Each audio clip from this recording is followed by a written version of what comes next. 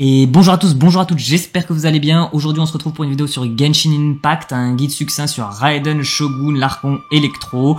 On va voir un petit peu les armes qu'on peut lui mettre, quel set d'artefacts à aller chercher et quels substats à prioriser, quelles aptitudes à monter, les différentes teams possibles autour de ce personnage, et il y en a beaucoup. Pour ce qui est des armes, sa meilleure arme est son arme signature, la lumière du faucheur en R1, puis Oma en R1, puis la Jade ailée en R1, la Berge de la voûte d'azur en R1, l'étouffeur de calamité en R1 aussi, la prise qui est une excellente arme sur Raiden, il faut aller pêcher pour pouvoir l'avoir en R5, le bâton des sables en R1, le perceur prismatique en R1, on peut également lui mettre l'aileron de brise-vague en R5, la lance des 1000 élites en R5, puis la lance de Favonius en R5.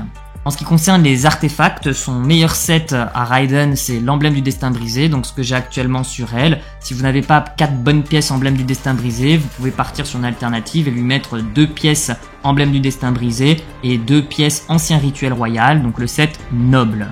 Pour ce qui est des stats à aller privilégier, vous allez lui mettre un sablier recharge d'énergie ou attaque pourcentage, une coupe attaque pourcentage ou bonus de dégâts électro, et un diadème crit pourcentage, du taux critique si vous avez une arme dégâts critique ou une arme recharge d'énergie, et du dégât critique si vous avez une arme taux critique, et si vous avez assez de substats taux critique sur vos pièces.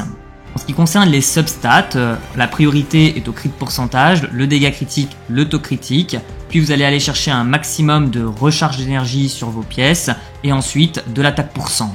Au niveau des aptitudes, c'est son ultime à prioriser au maximum, vu que Raiden va modifier ses dégâts d'attaque normale en dégâts de déchaînement, donc monter les attaques normales de Raiden est inutile, à part si vous voulez respecter au maximum votre personnage. Après avoir augmenté l'ultime, vous allez vous diriger vers le E de Raiden. La première team va être composée de Naïda pour inclure l'élément Dendro dedans, qui est sorti avec la nouvelle mise à jour.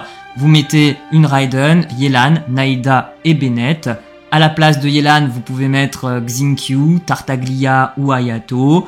À la place de Naïda, vous pouvez mettre le Voyageur ou Collet. À la place de Bennett, vous pouvez mettre un Zhongli, une Kokomi, une Layla ou une Diona. La deuxième team que je peux vous proposer et qui est connue des temps anciens et qui est très puissante et qui demeure très puissante même actuellement, c'est la team Raiden National. Vous mettez Raiden, Xinkyu ou bien Yelan, Changling et Bennett. La troisième team, c'est une team Taser avec Kokomi qui va déclencher des électrocutions en continu. Kokomi en plus va heal. Vous mettez Fischl, Raiden et Yaemiko. Vous pouvez remplacer Fischl par Sarah ou par Lisa. La quatrième team est une team physique. Vous aurez besoin de Eula qui va aller chercher de la supraconduction grâce à Raiden, Rosa qui va augmenter le taux critique et Zhongli qui va apporter un gros shield et une résistance à l'interruption pour que Eula puisse faire ses auto-attaques en toute impunité. Et la dernière team que je peux vous proposer, c'est Raiden Hyper Carry avec préférentiellement Sarah C6, parce que Sarah C6, on le rappelle, donne un bonus de dégâts électro très important, avec Kazuha pour disperser l'électro et Bennett pour encore plus boost le DPS de Raiden. Avec cette team, vous allez voir que Raiden, avec son déchaînement élémentaire, va soulever des montagnes. Je vais maintenant vous faire une petite démonstration en abyss de ce que la team Rational peut faire, donc la team Raiden National avec ma Raiden qui est C0 avec son arme, mon Xinkyu C6, ma Changling C6, mon Bennett C6.